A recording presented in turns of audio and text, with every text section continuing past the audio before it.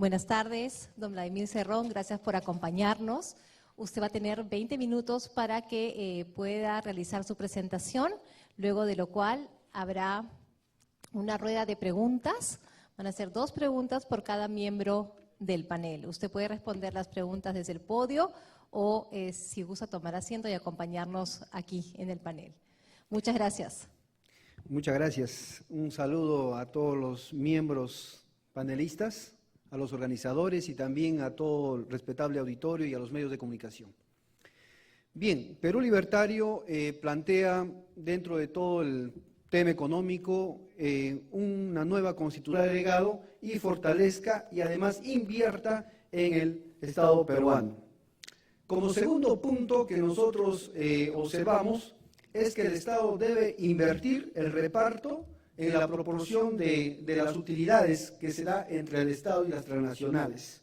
Observamos que hay contratos ley, muchos de ellos todavía en carácter de secreto, porque no se conoce mucho, tal es el caso del TPP, que no se sabe bajo qué cláusulas se han firmado, y mediante el cual muchas empresas están adjudicando el 80%, el 70% y en algunos casos el 90% de las utilidades, dejando al Estado un promedio de 30%, 20% y en algunos casos el 10%. Sin considerar también que hay empresas que están exoneradas del canon minero, por ende exoneradas de sobrecanon, otras exoneradas de regalías, otras sometidas al periodo de regalía pero voluntaria, y otras que inclusive, que son las menores, exoneradas del impuesto a la renta. Además, después de obtener estos beneficios económicos, estas empresas no invierten en el Perú, invierten en el extranjero, fortalecen sus empresas, generan valor agregado, le dan trabajo a su juventud y una vez fortalecidos regresan al Perú para que nuevamente se dé inicio a este ciclo económico. Observamos también de que como no conocemos los contratos, no hay una página web que haya colgado todas las concesiones, el pueblo no puede exigir su cumplimiento. Por ejemplo, el tema de la carretera central, que fue concesionado, ahora está obstaculizado. Vemos que el Estado está reparando cuando eso le toca al concesionario, porque para eso se le entregó la carretera, para ese mantenimiento, aspecto que no se hace. Observamos también que el ferrocarril central, en algunas de sus cláusulas, dice que tenía que dar un servicio social y no solamente extraer los minerales hacia el puerto del Callao. Pero sin embargo, frente a este problema de la carretera central, tampoco funciona o no exige esa cláusula porque es de desconocimiento del pueblo. Muchos dirán de que las inversiones se van a espantar cuando nosotros planteamos de que el 70% ahora sea adjudicado al Estado peruano y para la transnacional quede el 30%. Las experiencias de los países vecinos, tanto de Ecuador y de Bolivia, nos han podido demostrar de que el Estado ahí se adjudica el 82% de las utilidades y el empresariado transnacional el 18%. Sin embargo, no se han ido porque pese a todo eso representa un negocio. Otro punto que nosotros observamos es el tema de la soberanía que está íntimamente ligada al desarrollo económico de cualquier país. Hablamos de nacionalización y al parecer hay quienes pegan el grito al cielo, pero observamos la nacionalización en otros países que son totalmente exitosas.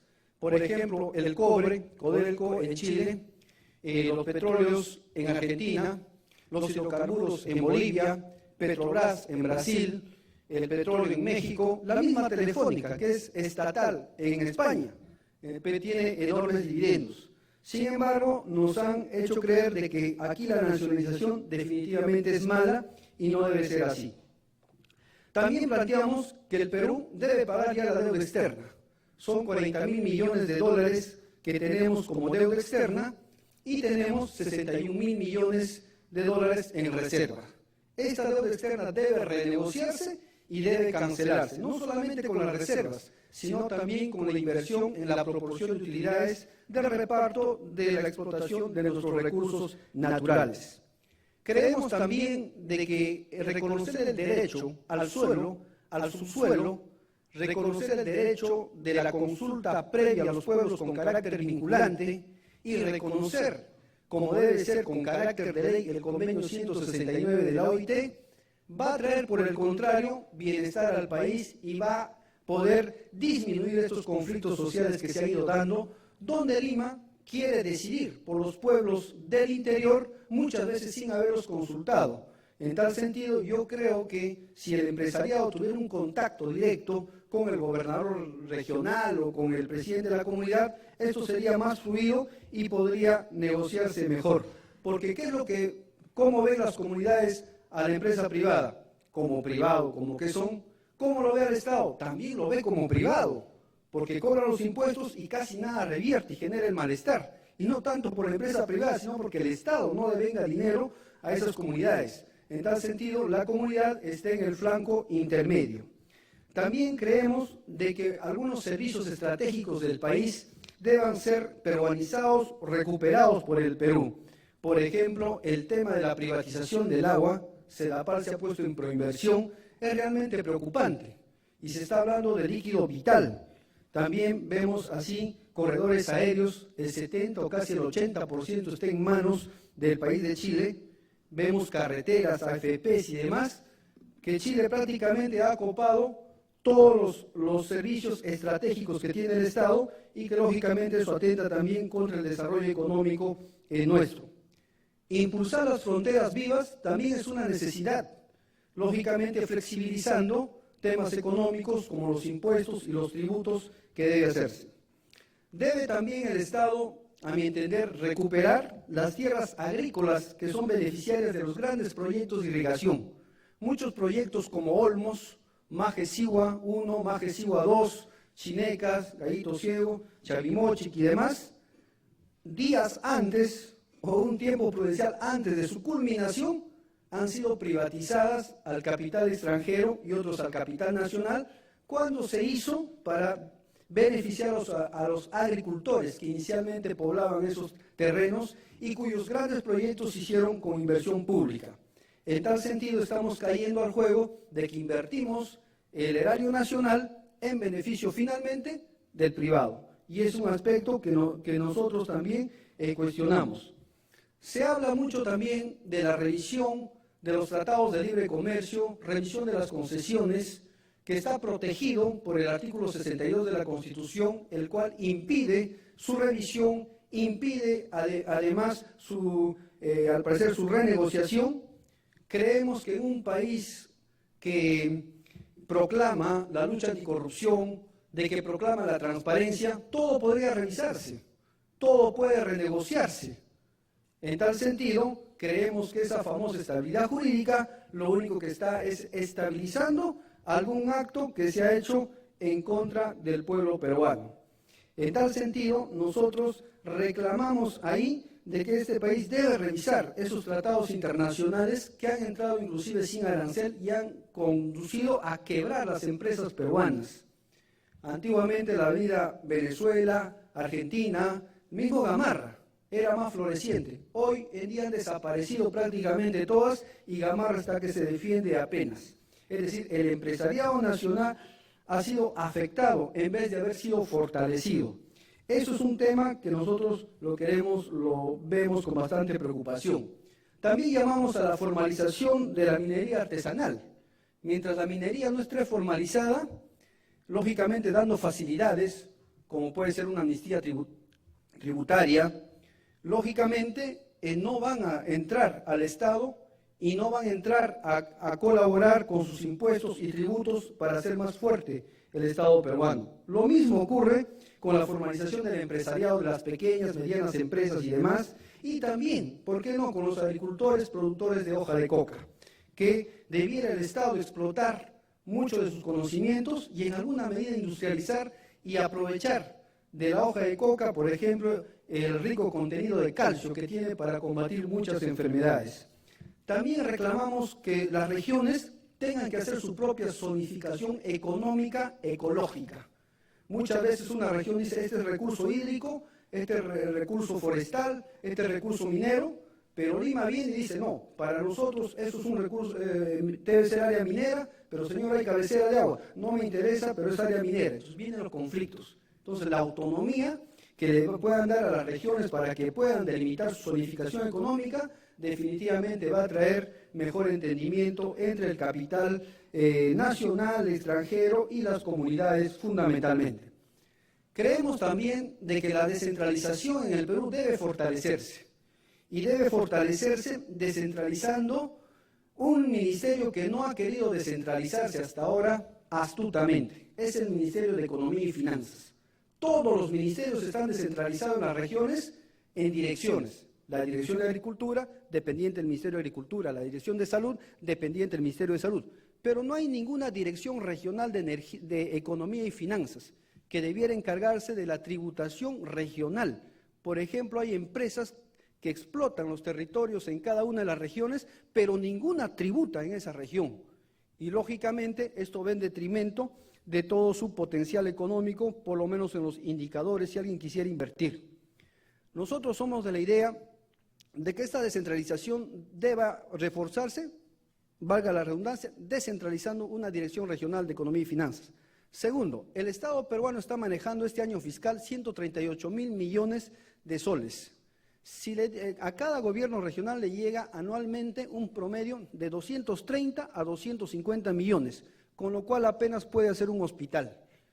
Y yo parto por la idea de que a cada gobierno regional se le deba dar 1.000 millones de soles, que son 26 gobiernos regionales, incluyendo el Callao, Lima Metropolitana y Lima Provincias, porque este departamento tiene 3 gobiernos regionales, a diferencia de todos, con lo cual se gastarían 26.000 millones de soles, que hace el 18% del presupuesto, un monto similar a todas las municipalidades, y el Estado con todo eso se estaría quedando con el 62% del presupuesto nacional, inclusive. Pero, sin embargo, no se quiere dar esa apertura económica. La descentralización fiscal y tributaria también es fundamental. El Estado recauda el 98% de toda la tributación y los municipios recaudan el 2% en conjunto a nivel nacional, y los gobiernos regionales no recaudan absolutamente nada, porque la descentralización fiscal y tributaria tampoco no se ha dado. Si se tuviera esta asignación de economía, si se hubiera descentralizado la Dirección Regional de Economía y Finanzas, si se hubiera descentralizado las facultades fiscales y tributarias, permitiría a las regiones abrir sus cajas o bancos o financieras regionales, que están prohibidos. Los municipios tienen cajas regionales, cajas municipales, cajas rurales, pero a los gobiernos regionales se les ha prohibido. Lógicamente, como tienen un poco más de poder económico, podrían hacer competencia al monopolio de la banca. Pero debe aperturarse, porque estos gobiernos regionales son los que pueden dar crédito a los agricultores que están tan golpeados y el Estado no invierte prácticamente nada en ellos, y además pudiera ayudar a los pequeños y medianos empresarios con créditos bajos. Es decir, con todos estos elementos estaríamos marchando en el futuro a constituir una república o un Estado federal en cada una de las regiones. También decimos, ¿para qué necesitamos entonces hacer todos estos cambios? Para atender por lo menos 2 elementos que son vitales en el país y están desatendidos: el sector de la salud pública y el sector de la educación. Nosotros planteamos que se debe incrementar el presupuesto de la salud pública del 5,4% del PBI al 10%. Países más pobres que el Perú le dedican el 12% del Producto Bruto Interno. Actualmente vemos también de que hay un sistema médico en que se mide la potencia de salud de cualquier región, de cualquier país, de cualquier parte del mundo. Un hospital neoplásico, que es la enfermedad del futuro que estamos viendo, un hospital de medicina física y rehabilitación, un hospital pediátrico, y ¿por qué no? Por primera vez en todo el Perú, si construimos un hospital de salud bucal, que no existe ni siquiera en la capital. Realmente son cosas que todos nosotros podemos cambiar si es que hacemos buen uso de la economía. También abogo de que exista una universidad de ciencias médicas en cada una de las regiones, que sí se puede hacer, al igual que una universidad de educación. Una universidad de ciencias médicas que tenga 5 facultades: la Facultad de Medicina Humana, de Licenciatura en Enfermería, de Estomatología, de Obstetricia y de Farmacia y Bioquímica, para nosotros mejorar todos estos niveles. Quiere decir también que el gran problema del Perú fuera de Lima es la escasez de especialistas. El 75% de los médicos especialistas están en Lima. solamente el 25% está adentro y hay 4 regiones que no tienen un solo médico especialista. Entonces, teniendo universidades de ciencias médicas, teniendo hospitales especializados y teniendo buen equipamiento, se pueden dar apertura a todas las escuelas y a todas las especialidades de medicina que puedan mejorar esta realidad. Bien, ¿me queda? Muchas gracias. Y también en el tema de la educación peruana, planteamos que se incremente este presupuesto de 3.5 también al 10%. Países más pobres le dan el 14% del Producto Bruto Interno a la educación, pero en el Perú es el 3.5 que equivale a 6.600 millones. Ecuador le da 20.000 millones de dólares para una población que son 12 millones de habitantes.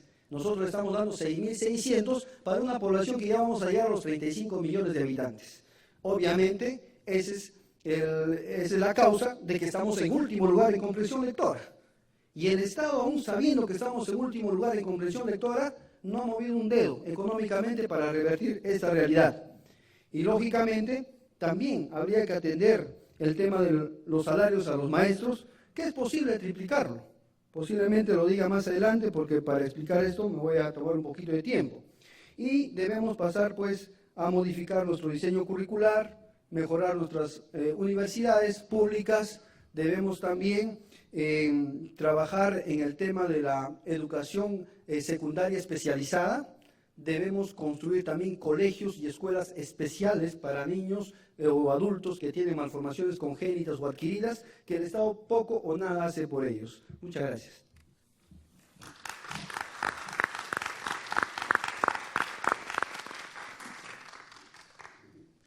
Bueno, muchas gracias, don Vladimir. Y pasamos a la rueda de preguntas por parte del panel. Cada panelista va a hacer una pregunta en la primera ronda. Usted va a tener 2 minutos para poder responderla. Y comenzamos con José Antonio Contreras. Buenas tardes, doctor Cerrón. En su plan de gobierno, su partido promueve un Estado que regule el mercado y un Estado que controle totalmente sobre el sector minero, hidrocarburo y energético. Si lo que el Perú necesita es atraer la inversión privada para generar empleo, ¿usted cree que con estas medidas se alentaría tanto la inversión privada de la gran empresa y de la pequeña empresa?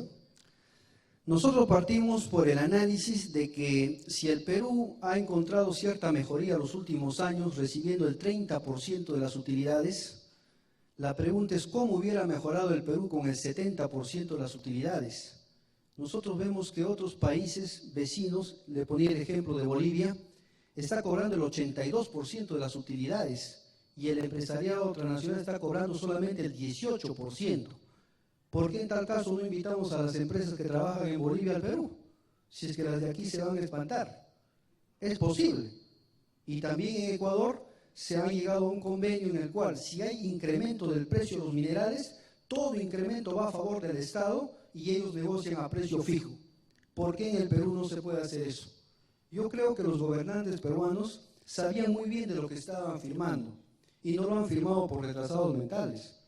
Lo han firmado porque la corrupción ha hecho posible de que se firmen contratos lesivos a los intereses del Estado peruano.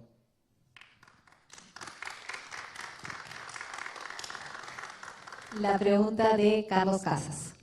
Sí, señor Cerrón, en su plan de gobierno usted menciona una reducción del IGB de 18 a 10%. Dada todas las cosas que usted ha mencionado en la exposición que ha hecho, hay muchas cosas en donde el Estado usted cree que debería intervenir, pero me gustaría saber cómo es que esta reducción del IGB de 18 a 10% se daría, cuál sería la secuencia y cómo eso sería consistente con todo el incremento de gasto que creo que está implícito en todas las propuestas que usted hace. Bien, nuestro objetivo siempre ha sido fortalecer el empresariado nacional. El empresariado ya sea menor, mediano o grande también, darle la preferencia, es decir, el Estado que sea un protector de sus empresas nacionales. Eso es el primer objetivo. Entonces, cuando se habló de la reducción del IGB, nosotros también pensábamos de que ahí le íbamos a dar una ayuda al empresariado, pero pensando bien, nosotros llegamos a ser más acuciosos y nos dimos cuenta que el IGB no lo paga el empresario, lo paga el consumidor. Entonces, en tal sentido, ¿cuál es la ayuda al empresariado que debemos darle como tal? Debemos ver cómo reducimos el impuesto a la renta, que es realmente el que los hace que paguen menos a los trabajadores o hace que sean informales o los hace evadir el impuesto general de ventas. Entonces, es el impuesto a la renta realmente la mayor carga que llevan los empresarios en el Perú, que debe ser reducida, y usted dirá, bueno, eso va a traer menos recaudación del Estado, que es la preocupación, pero también va a facilitar el consumo. Y yo creo que muchas de las empresas, las medianas y las pequeñas, que son casi el 70% informales, podrían formalizarse y contribuir al erario nacional. Eso era nuestra perspectiva en este planteamiento. Muy bien, continuamos con el panel. Es el turno de Diego Macera. Gracias. Buenas tardes, señor Cerrón. De su plan de gobierno está implícito un trato diferenciado entre las inversiones nacionales y las inversiones extranjeras. Lo que quería saber era cómo se llevaría a cabo esta diferenciación. ¿Será que no puedan invertir en ciertos sectores o de repente pagar un impuesto más alto? ¿Cómo lo ve usted?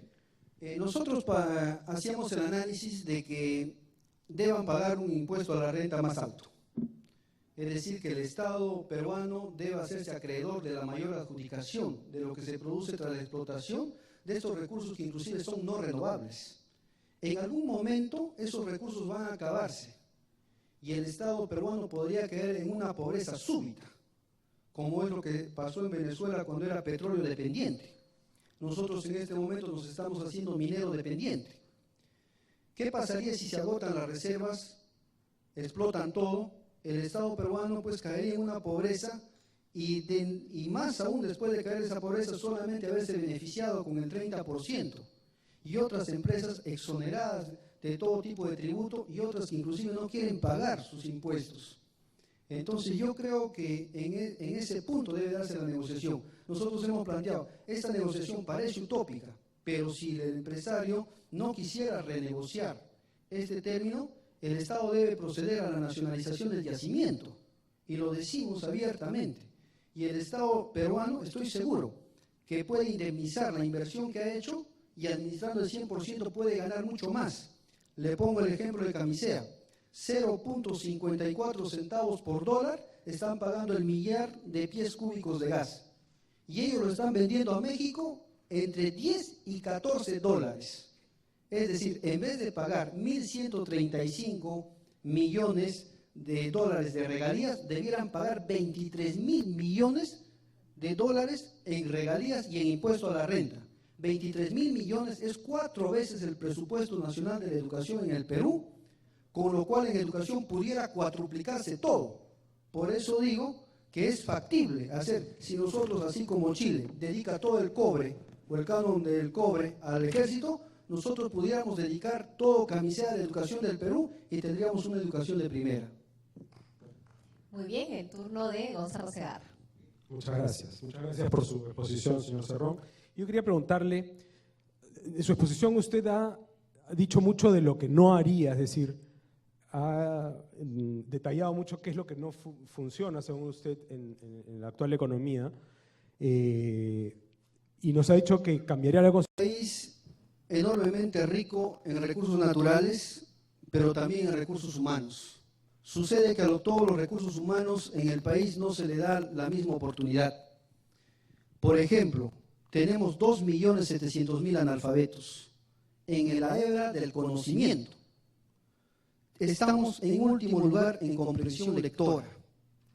Tenemos el 60% de niños en la zona andina con anemia crónica, el 80% con desnutrición, y en Puno tenemos 90.000 analfabetos, al igual que Junín 90.300 y así. Yo me pregunto si ese es el éxito del actual modelo económico, ¿habría que continuar con ese modelo? Tenemos a nuestros jóvenes empleados por las AFPs que cobran comisiones altísimas, explotando realmente porque ellos ni producen, solamente administran las pensiones. Y entonces, para mí, todos esos elementos constituyen un fracaso del modelo económico, que deba cambiarse, sí, con los parámetros que he mencionado, de qué Estado queremos. ¿Qué nombre debe llevar ese modelo de producción? La Asamblea Constituyente tendrá que definirlo. Hay muchos que han puesto diferentes nombres a sus modelos, caso, por ejemplo, Ecuador, que es la revolución ciudadana, en Bolivia, que es la economía comunitaria productiva, y así, ¿no? Entonces, el problema no es el nombre del modelo, el problema es cuáles son las matrices que va a conducir ese modelo. ¿Cuáles son? Porque no me han respondido. ¿Qué va a generar riqueza en ese país que usted imagina gobernar? En el Perú tenemos para generar riqueza, por ejemplo, en puntos que no se le apoyan. La agricultura, con todo lo maltratada que está, es el que produce mayor ingreso económico al Estado peruano en PBI. Con todo lo maltratada y sin apoyo. Las manufacturas producen gran riqueza. ¿Y quién los compra? Colombia y Venezuela, al país que maltratamos. Tenemos también las construcciones, que generan un gran ingreso económico al país. Tenemos la recaudación de impuestos del Estado. Tenemos los transportes y después todavía viene la minería con el 4.8. Así que este país tiene múltiples espacios para hacer riqueza, sin contar el turismo y todo que podríamos explotarlo mejor. Muy bien, empezamos la segunda y última rueda de preguntas. Comenzamos con José Antonio Contreras. No hay ningún panelista de izquierda, ¿no? Doctor Cerrón, completando la pregunta que hice hace un momento, donde vemos que en su plan de gobierno usted promueve un Estado mucho más grande, mucho más controlista, y también vemos que en su plan de gobierno plantea reducir los sueldos de los funcionarios públicos. ¿Cómo se imagina usted un Estado en que tenga una administración fuerte, sólida, si no tiene gestores? Con estos gestores, con estos sueldos que usted plantea reducir, ¿cómo va a atraer al intelecto para poder manejar ese Estado? Muchas gracias. Nosotros no es que estamos planteando reducir el salario a todos los peruanos. Nosotros hablamos de la inequidad de salarios que existe en el país. No es posible, por ejemplo, que en el Ministerio de Economía y Finanzas la secretaria esté con 18.000 soles, mientras un maestro en el BRAE que trabaja los 30 días esté con 1.800 soles. No es posible que los congresistas hasta el año 92 estén cobrando la cédula viva como si fueran congresistas activos. No es posible que los salarios que tienen los congresistas más sus asesores estén sobrepasando casi los 60.000 soles que invierte el Estado. La idea es cómo es que podemos nosotros atraer mejor personas, mejores profesionales, si justamente lo que usted está planteando es que los sueldos de ciertos funcionarios públicos que quizás son claves disminuyan. Bueno, yo creo de que debe hacerse una convocatoria abierta a todos los profesionales, pero sin argollas, sin recomendaciones o sin invitaciones directas. Por ejemplo, cuando aumentaron el sueldo a los ministros a 35.000 soles, una ministra se hizo acreedora de ese sueldo cuando ni siquiera había acabado la universidad. ¿Eso es buscar mejor eficiencia profesional en el Estado? Lógicamente no es.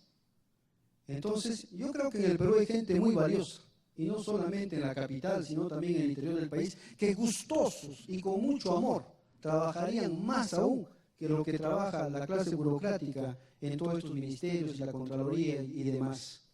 Realmente yo creo de que al peruano no se le ha dado la oportunidad en todos los niveles.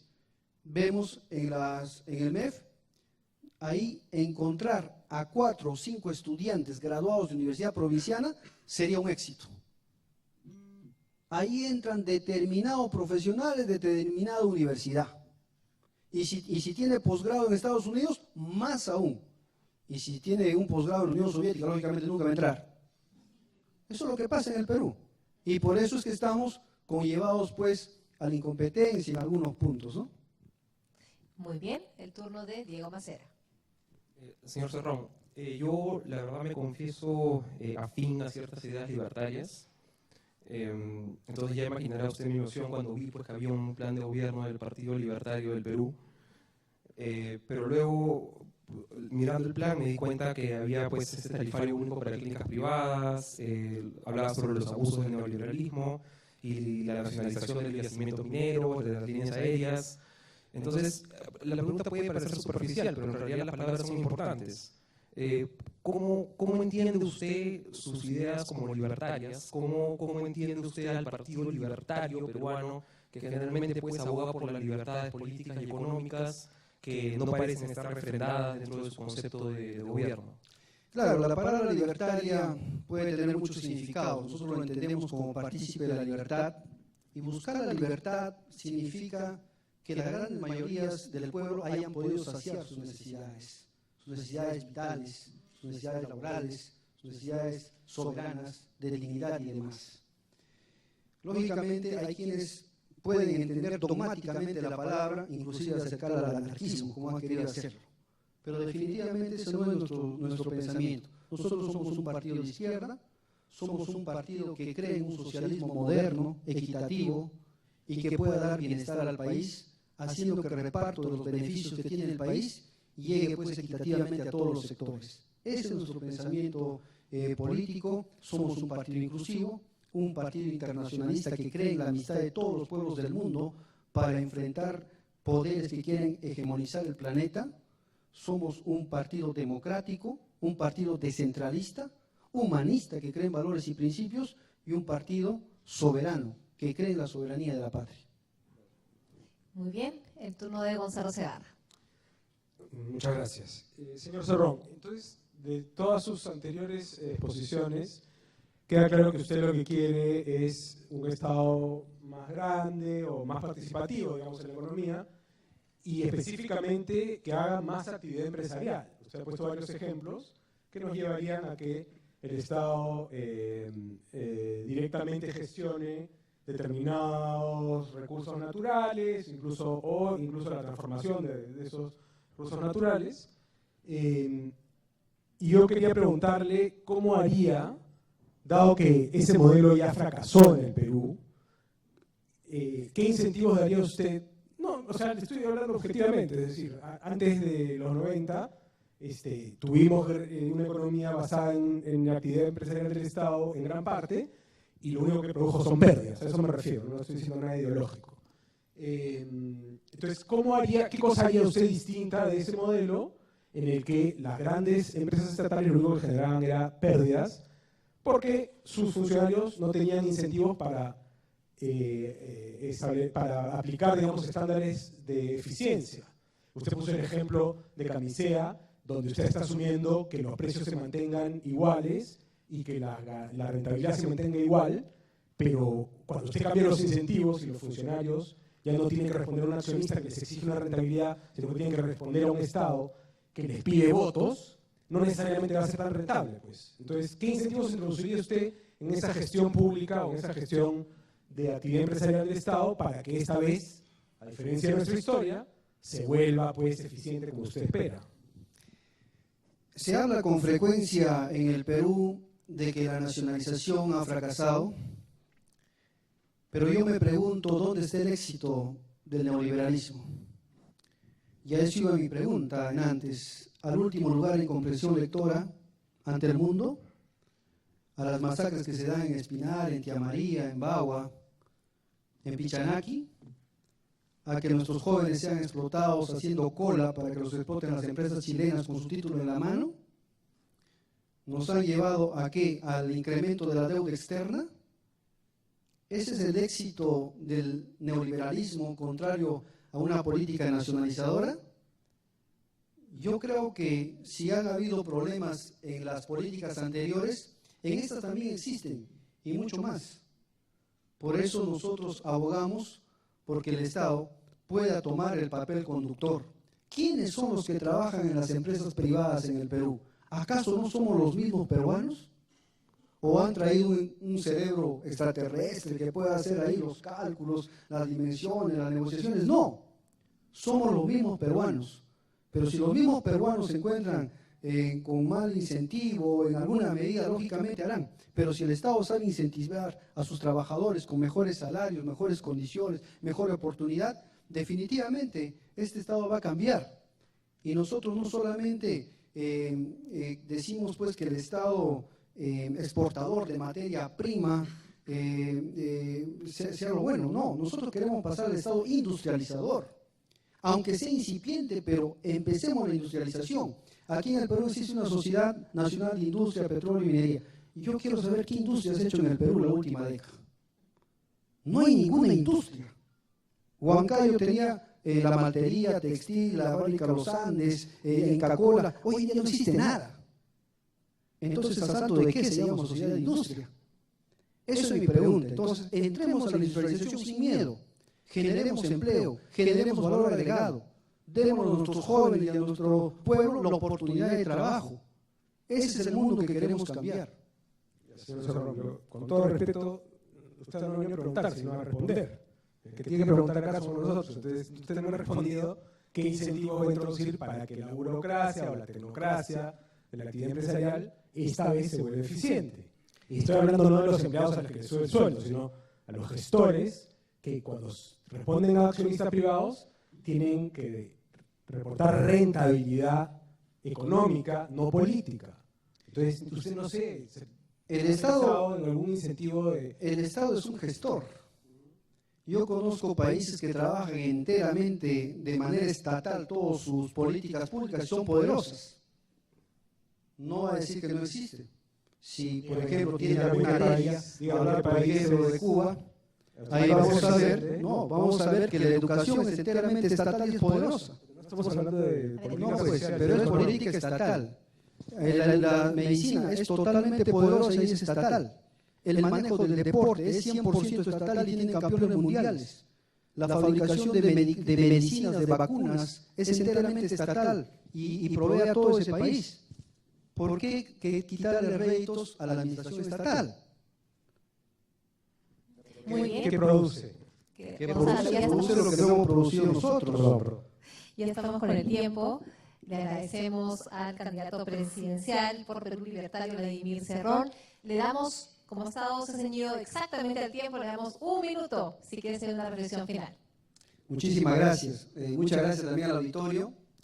Solamente mencionarles de que Perú Libertario es un partido provinciano que se abre espacio en un ámbito donde realmente es difícil, pero no es imposible, y soñamos con un país más equitativo, un país que algún día no tenga analfabetos, un país en el cual todos puedan acceder a un sistema de salud, un país que se haga, que se adjudique las mejores rentabilidades a la explotación de sus recursos, un país que promueva una sociedad basada en valores y en principios y no en mercantilismos, un país que defienda sus instituciones como SEDAPAL y demás para que sea en beneficio del propio pueblo peruano. Esa es la sociedad que nosotros queremos y por la cual luchamos y por la cual estamos trabajando. Muy bien, muchísimas gracias. Gracias al candidato presidencial, gracias al panel.